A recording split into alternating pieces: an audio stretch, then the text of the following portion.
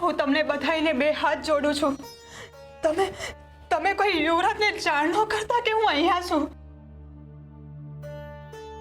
નહીંતર મારું જીવતર બગાડી નાખશે. તમને મારા ઉપર ગુસ્સો આવતો હશે. તમને થતું હશે કે આ પાછી કેમ આવી. પણ મને માફ કરો. તમને ગોઈતા સિવાય મારી પાસે બીજો કોઈ માર્ગ જ નહોતો. કોણ છે આ છોકરી?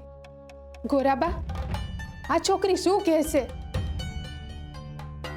અને તમે કઈ રીતે ઓળખો છો આને? હું તમને મારી ઓળખાણ આપું. મારું નામ ગંગા છે. અમારા માટે ભગવાન સમાન છે.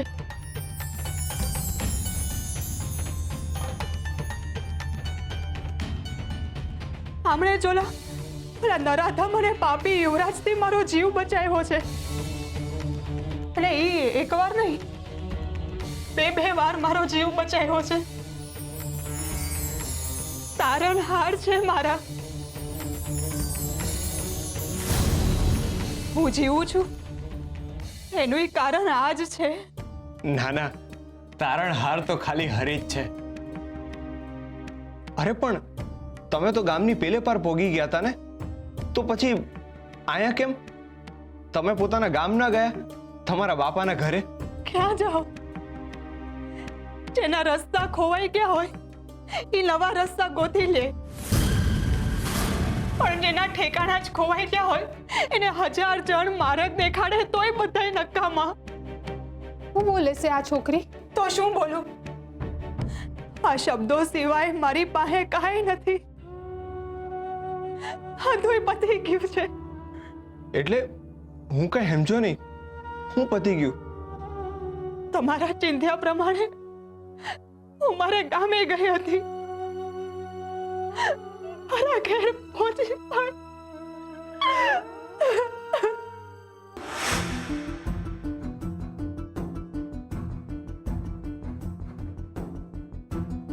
બસ બા, ઉભા રહ્યો. મારું ગામ આવી ગયું.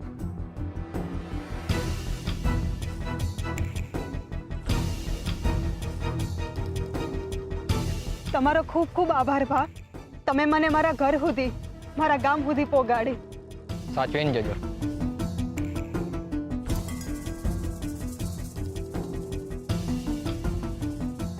બાપા, બાપા હું આવી ગઈ છું.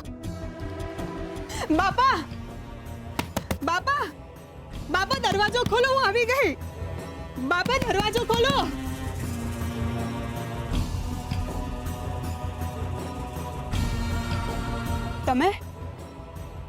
તમે બધા અહીંયા? મારા બાપા ક્યાં છે? અને તમે ધોળા કપડાં કેમ પહેર્યા છે? લ્યો, આ તો આવી ગઈ પાછી.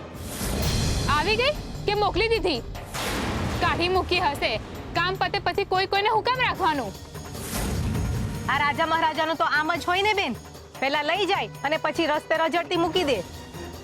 આ હું બોલો છો તમે? મહેરબાની કરીને આવા વેણ ન બોલો. તમે બોલો છો એવું કાંઈ નથી થયું મારી હારે. હું ગંગા જેવી પવિત્ર છું. એ તારું નામ છે, પણ નામ અને કામમાં બહુ ફેર પડે. આજ તો યુવરાજ એને લઈ ગયો હશે, પછી કઈ પૂજા કરીને થોડો મૂકી ગયો હશે. એ મને લઈ ગયા એમાં મને હું કામ દોષ દ્યો છો? આખા ગામમાં કેટલી છોકરીઓ છે, એમાં એમની નજર તારા પર જ કેમ પડી? અને તારે એમની સામે હુકમ જવું પડ્યું. આપણે સામે ચલીને એમની પાસે જઈએ તો વાક આપણો જ કહેવાય ને. એમાં એનું શું? ભોગવવું તો એ બિચારા એના બાપને જ પડ્યું ને. કેમ હું થયું? મારા બાપા ક્યાં છે? બાપા, મરેલા માણસ બોલતા નત. ઝેર પી લીધું તારા બાપે. પોતાની છોકરી આવું કરે એ કઈ બાપને ગમે? એમની છાતી પર પગ મૂકીને તું જ ગઈ હતી ને યુવરાજ હારે. તમે હું બોલો છો? મારા બાપુ નથી રહ્યા. જે દિવસે તને યુવરાજ ઉપાડી ગયો હતો એ જ દિવસે ભગવાનના ઘરે જતા રહ્યા. તે જ એમના જીવતરમાં ઝેર ઘોડ્યું હતું એટલે એમને ઝેર પીવું પડ્યું.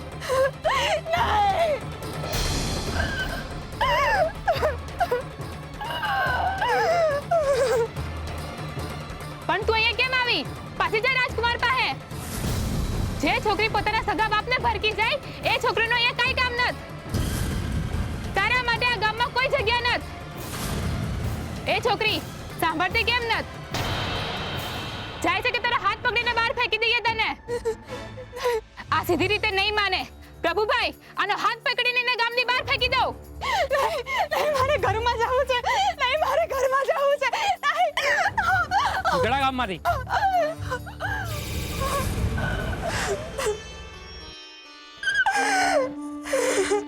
હાલ્યો,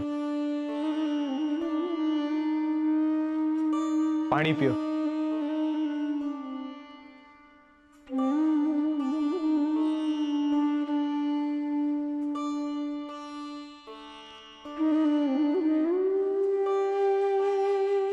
મને માફ કરજો, હું અહીંયા આવી, પણ હું કરું? મારા પોતાના ગામમાં જ મારા હાથે જગ્યા ન રહી. જે ગામમાં હું જન્મી, જ્યાં મોટી થઈ, ત્યાંથી જ મને જાકારો મળ્યો. પણ આયા પણ તો હું જાણું છું, જંગલમાંથી છૂટીને કૂવામાં આવી છું. અહીંયા એ નિર્દય યુવરાજ રહે છે, જેણે એક પળમાં જ મારી જિંદગી વિખેરી નાખી. પણ એ વિચારતા જ મને બીજો વિચાર આવ્યો કે જ્યાં એ નિર્દય યુવરાજ રહે છે, ત્યાં તમારા જેવા નિર્દોષ, નિખાલસ અને નીડર તમે પણ રહો છો. અહીંયા એક બાજુ તકલીફ આપનારા છે, તો તમારા જેવા તારણહાર પણ છે. તમે મારા હાટું જે કર્યું એ ખાલી ને ખાલી હરી જ કરી શકે. એટલે તમે મારા માટે હરીની જગ્યાએ છો.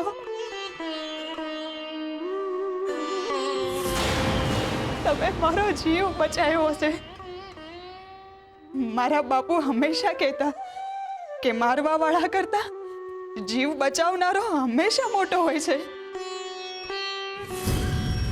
મને ખબર છે, મારા ઘરમાંથી મને જાકારો મળ્યો છે, પણ તમારે આંગણેથી મને જાકારો નહીં મળે. પણ તમને મારું ઘર કેવી રીતના ખબર પડી?